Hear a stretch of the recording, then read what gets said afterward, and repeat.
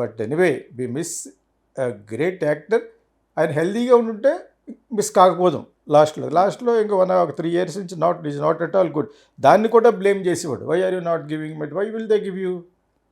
ఎవరు డబ్బులు వేస్ట్ చేసుకుంటాడు నేను అక్కడ కూర్చోబెట్టి? దర్శకుడైనా అయితే నటుడైనా నటనే అంతే, చేయగలిగితే ఇస్తారు. అది ప్రాక్టికల్గా ఆలోచించాలి. కానీ నేను కూర్చుని నాకు ఎంత డబ్బులు ఉంది, ఎంత డబ్బులు ఖర్చు పెట్టుకో. నువ్వే సినిమా తీసుకోపోని, కెమెరా నీ మీద ఫిక్స్ చేసుకుని. అంతేగాని ఆడ ఇవ్వట్లేదు అని బ్లేమ్ చేసేవాడు చాలాసార్లు. యాక్చువల్గా అది కోట శ్రీనివాసరావు గారు నాకు అభిమానం లేదని కాదు, అతని యొక్క పరిపక్వత లేని మాటలు మాట్లాడుతూ ఉంటాడు. అంత ఏజ్ వచ్చిన తర్వాత కూడా మాట్లాడేవాడు. వెతుక్కోండి, యూట్యూబ్లో ఉంటాయి. అవన్ చిరంజీవి, అవన్ పవన్ కళ్యాణ్, అందరి గురించి మాట్లాడాడు. లాస్ట్లో ఇంకా సందీప్ యాలపల్లాగా చాలా ఎక్కువ మాట్లాడేసాడు యాక్చువల్గా.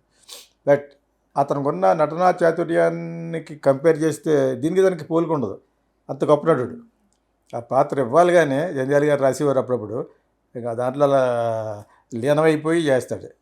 పక్కోళ్ళు భయపడతారు. పక్కోళ్ళు అంటే అంత బాగా చేయకపోతే వాళ్ళ క్యారెక్టర్ వేస్ట్ అయిపోద్ది కదా. అంత గొప్ప నటుడు యాక్చువల్గా.